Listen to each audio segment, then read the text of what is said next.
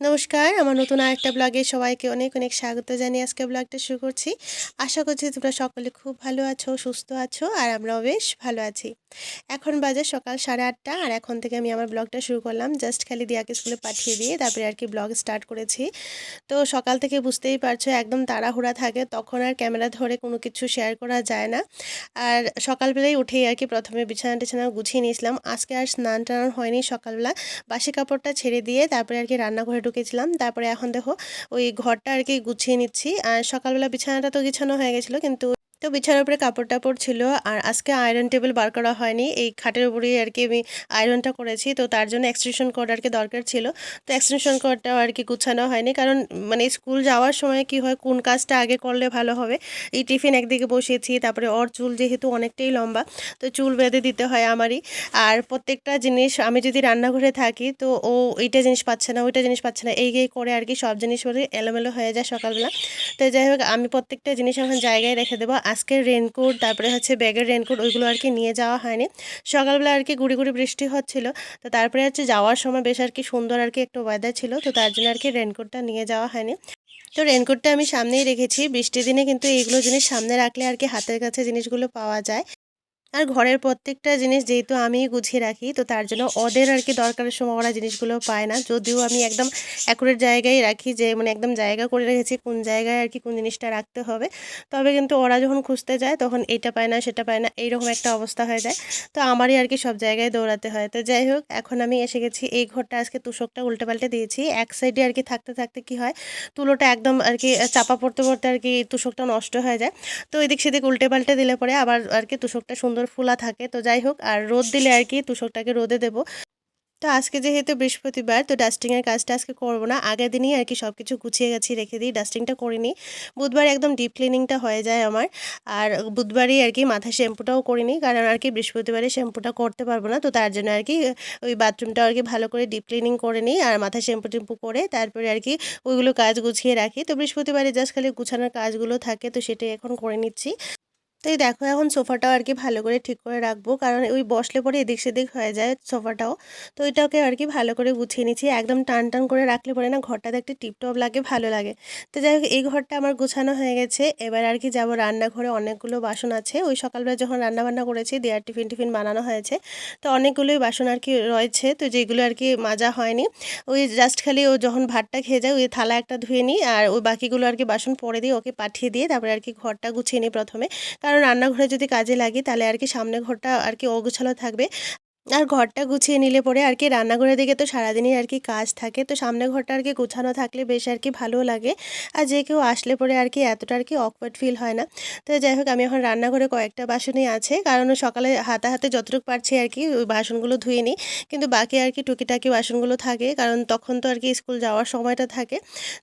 তো আমি বাসন মাজতে মাজতে বর এসে গেছে, দিয়ে আগে স্কুলে ছেড়ে দিয়ে তারপরে আসার সময় আর কি বাজার টাজার নিয়ে আসে, যেগুলো আর কি দরকারি সবজি থাকে, একদম টাটকা সবজি। আমাদের বাড়ির সামনেই আর কি একটা মার্কেট আছে, সবজি মার্কেট।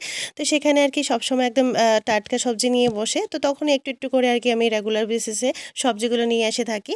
ওই আগে লকডাউনে কি করতাম, অনেকগুলো সবজি নিয়ে এসে ফ্রিজে রেখে দিতাম, তারপরে ফ্রিজের সবজি খেতে ভালো লাগতো না। তো এখন কি করি, এখন রেগুলার বেসিস যতটুকু দরকার ততটুকু আর কি সবজি নিয়ে আসি। তো নতুন সবজি দেখতেই পাচ্ছিলে, তো কচি সজনা কিন্তু ওই আলু দিয়ে খেতে বেশ ভালো লাগে। তো যাই হোক, তার জন্যই বললাম একটু করে আর কি নিয়ে আসতে। আর এখানে দেখো মশলাগুলো আর কি পুড়িয়ে গেছিলো, তো সেগুলো আর কি আমি ভরে রাখছি, কারণ রান্নার সময় না তখন আর মশলা ঢালার সময় হয় না। তো সেই কারণে এগুলো আর কি গুছিয়ে গেছিয়ে রাখবো। একদিকে আমি চাটা বসিয়ে দিয়েছি। তো দিয়াকে স্কুলে ছেড়ে দিয়ে আসার পর তারপরে যে একটু চা নিয়ে বসি, ওই একটু একটু আর কি গল্প টল্প করি, ওই একটু সময় আমি একটু বসি। তারপরে তো ওই সারাদিনের কাজ টুকিটাকি কাজ থাকেই, কারণ বড়ও আর কি ডিউটি থাকে, আর আমিও আর কি ঘরের কাজে আর কি লেগে পড়ি। তো মাঝে মাঝে ওই আর একটু চার একটা নেশা থাকে, কারণ আমি পান সুপারি টুপারি কিছুই খাই না, ওই চার একটু নেশা থাকে, কাজ করতে করতে একটু চা খেলে পরে একটু এনার্জি পাই। এটাই হচ্ছে আর কি আমার একটু অভ্যেস হয়ে গেছে। আর যেহেতু এখানে না অনেকটাই ঠান্ডা, তো মাঝে মাঝে মনে হয় কাজ করতে করতে মনে হয় এক কাপ চা খেয়ে নিই। তো এই করতে করতে আমি দিনে প্রায় আর কি সারাদিনে বলতে পারো 3 থেকে 4 কাপ আর কি চা খেয়ে নিই। তো একটা অভ্যাস হয়ে গেছে, এটা ছাড়াতেও পারবো না। তো যাই হোক, এখন আমি এই জিনিসগুলো আর কি গুছিয়ে নিচ্ছি। তারপরে হচ্ছে ওই প্লাস্টিক অনেকগুলো পলিথিন আর কি এদিক সেদিক হয়ে যায়, যেগুলো আর কি দলামোচা করে রাখলে পরে জায়গাটা দেখতেও আর কি মেসি লাগে, ভালো লাগে না।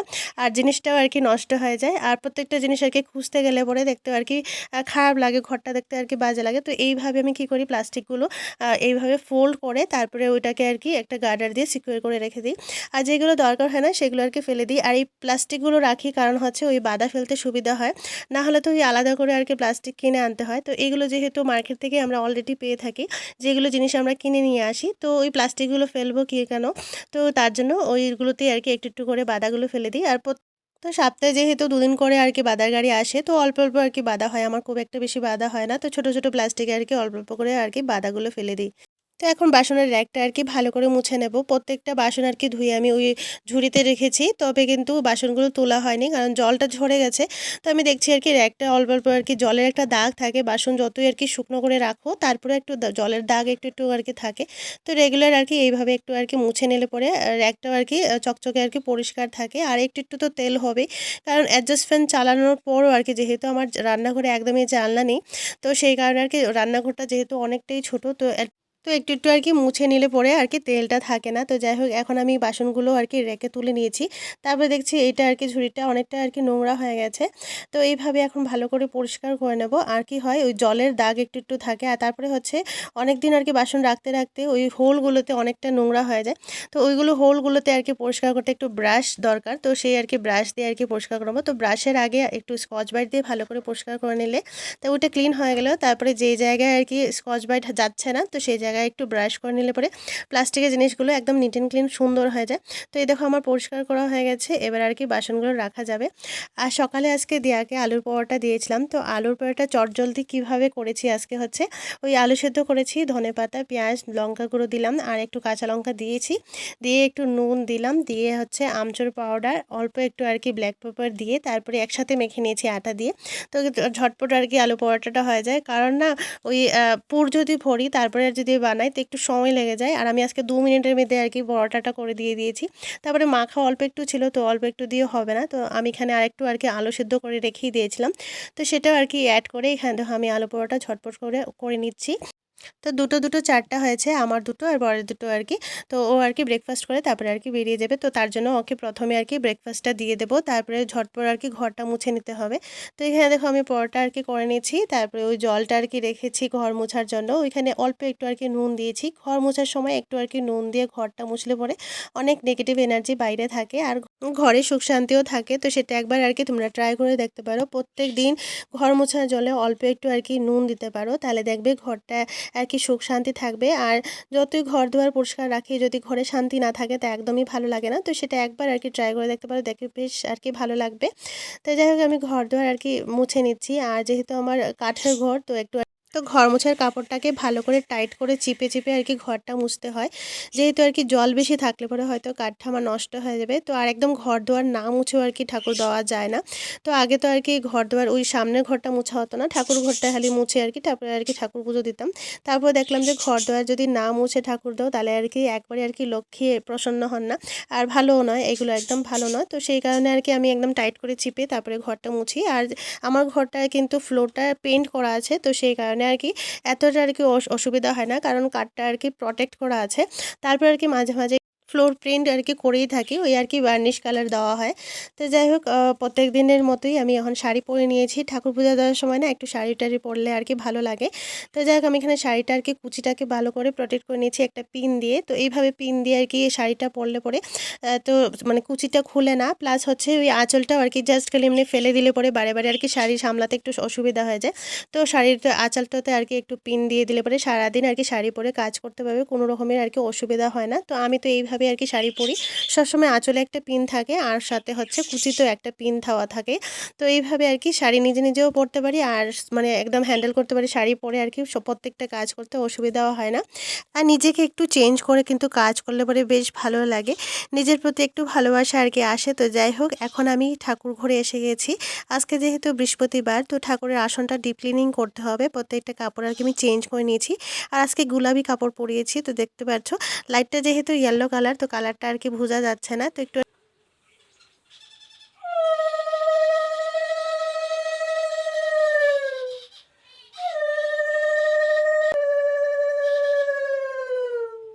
তো গতকালকে আনারস আনা হয়েছিল, তো এটা আর কি আমি রেখে দিয়েছিলাম ঠাকুরকে নিবেদন করে, তারপরে আর কি প্রসাদটা আমরা নেব। তো যাই হোক আমি এখানে দিয়ে দিচ্ছি আনারসটা, ফল প্রসাদটা বানিয়ে তারপরে আর কি ঠাকুর নিবেদন করে নেব এখন।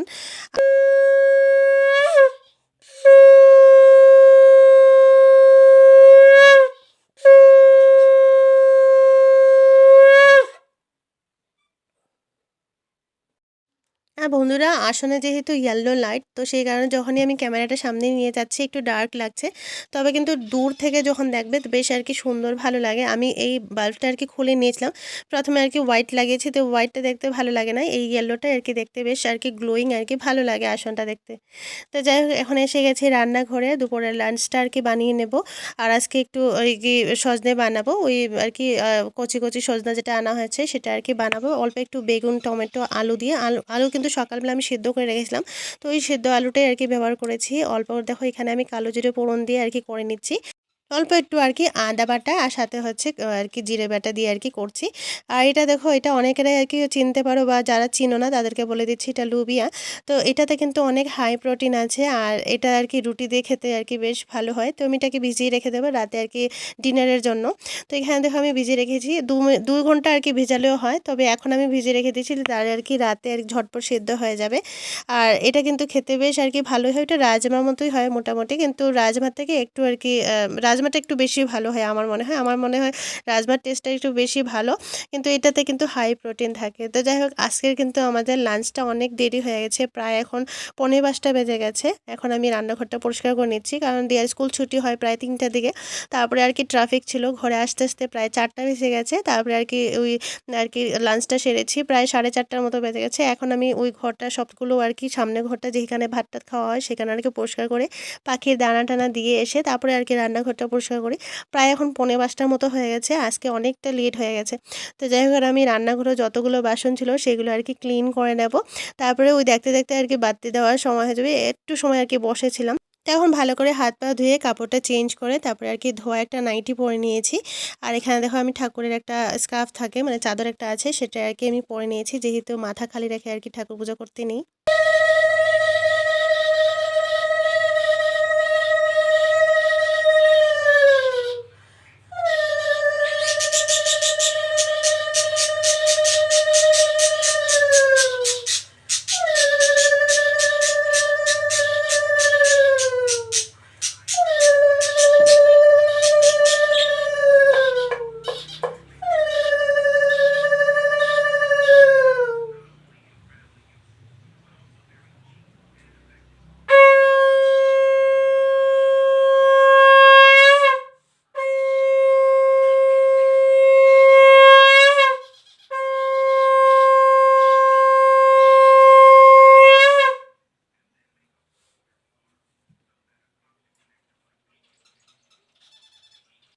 তো আজকে যেহেতু লাঞ্চ করতে আমাদের অনেকটাই লেট হয়েছে, তো সন্ধ্যার সময় ওই চা বিস্কিটই খেয়েছি, তারপরে তো পড়াশোনা ছিল।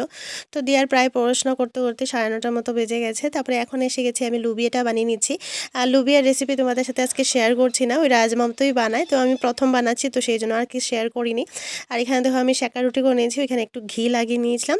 তো এই দেখো দিয়াকে আমি দিয়ে দিচ্ছি, তারপর তো পরপর সবাইকে এরকম গরম গরম রুটিটা সার্ভ করবো। তো চলো আজকের মতো ব্লগটা এই পর্যন্তই রাখছি, ভালো লাগলে একটা লাইক করে দিও আর কমেন্ট করে অবশ্যই জানিও। টাটা।